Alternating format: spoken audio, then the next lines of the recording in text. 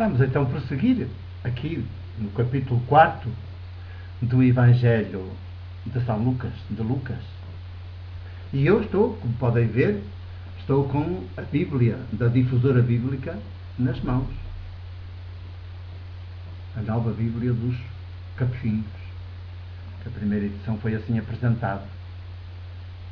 É da Difusora Bíblica. Estou a seguir o texto, como está aqui. Não estou a inventar nada. E então, nós percebemos que esta assembleia, esta sinagoga em Cafarnaum, está toda a resistir a Jesus. E ao vê-lo entrar, diz alto: não vai acontecer aqui o que aconteceu em Nazaré. Está toda unida na sua visão ideológica e idolátrica em torno da lei do templo e do nacionalismo fanático que é o sistema judaico, o judaísmo da época de Jesus. Os judeus terão de ver se ainda não é hoje, século XXI, se ainda não continua a ser a mesma. Os nossos irmãos judeus que analisem isso.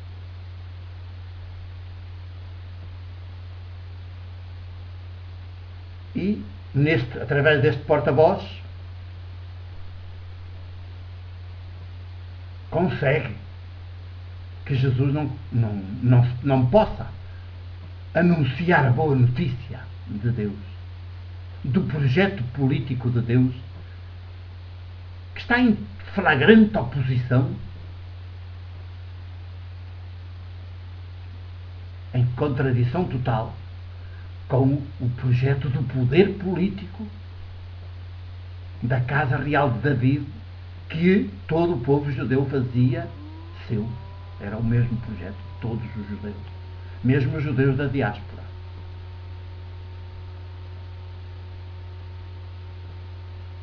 E por isso, antes que Jesus abra a boca, já estão eles a dizer que tens que ver connosco, Jesus de Nazaré. E este Jesus de Nazaré, por um lado, faz referência à intervenção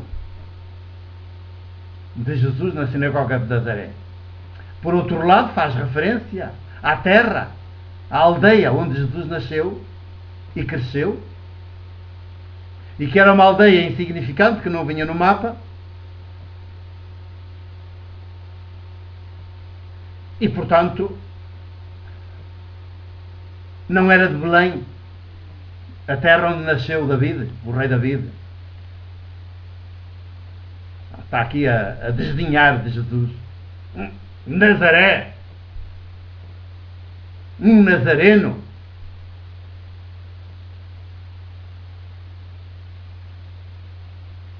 Um ninguém, filho de ninguém.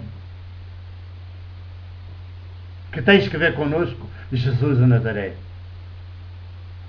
Vieste para nos arruinar. Aí está. Mas não é que mesmo Jesus veio para isso, para arruinar o sistema. Essa ideologia, essa idolatria. Não arruinar as pessoas. Arruinadas estavam elas. Oprimidas, esmagadas pela lei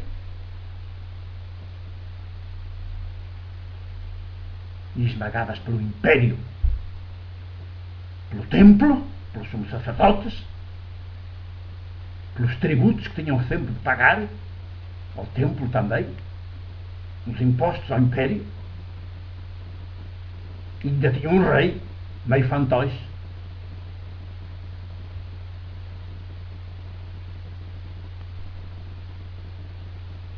Vieste para nos arruinar a esse sistema, sim, não às pessoas, para as libertar, para salvar as pessoas, as tirar da opressão.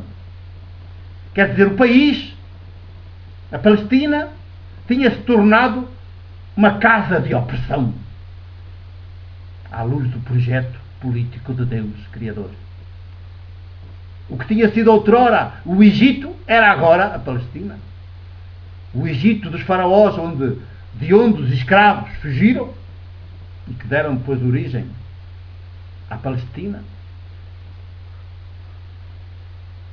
Estava agora a Palestina transformada numa espécie de Egito dos faraós.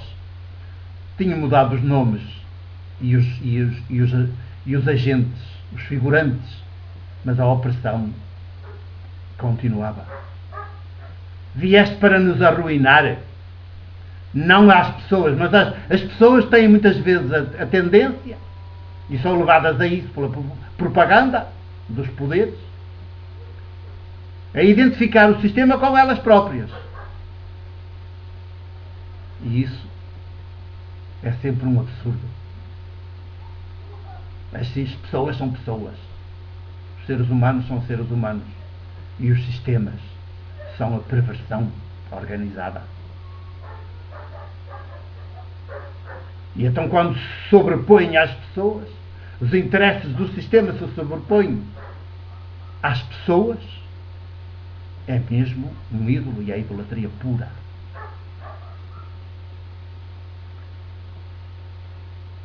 Sei quem tu és, o Santo de Deus. Queriam que Jesus fosse o Messias na linha dinástica, na linha do poder. Isto é, se fores nessa linha, a gente reconhece-te, a gente segue-te, a gente aceita-te, a gente aplaude, porque nós queremos um Messias poderoso que dê cabo dos inimigos, não como tu andaste a dizer em Nazaré, que não há vingança de Deus sobre os nossos inimigos. Não, esse não queremos. E, portanto, sei quem tu és. Tu não vens para coisa boa, não vens para levar o nosso projeto nacionalista por diante, vens arruiná-lo.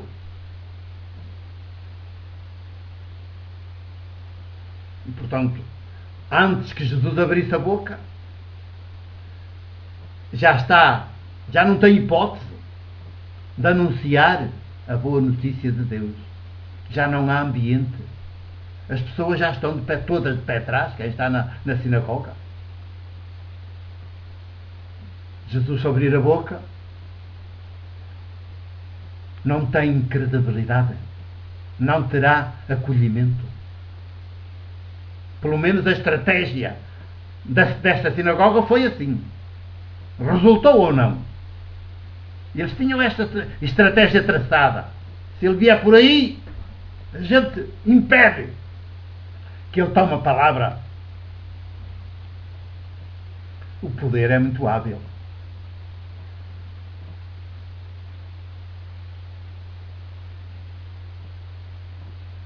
E então tem sempre os melhores cérebros, paga-lhes bem e eles deixam-se comprar e vender como as prostitutas.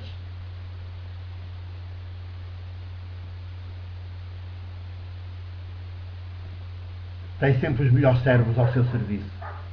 E é por isso que engendra estratégias tão perversas e inumanas. Depois, como se triunfa, diz: vê como nós temos razão, a razão do poder, a razão da violência, não a razão da razão.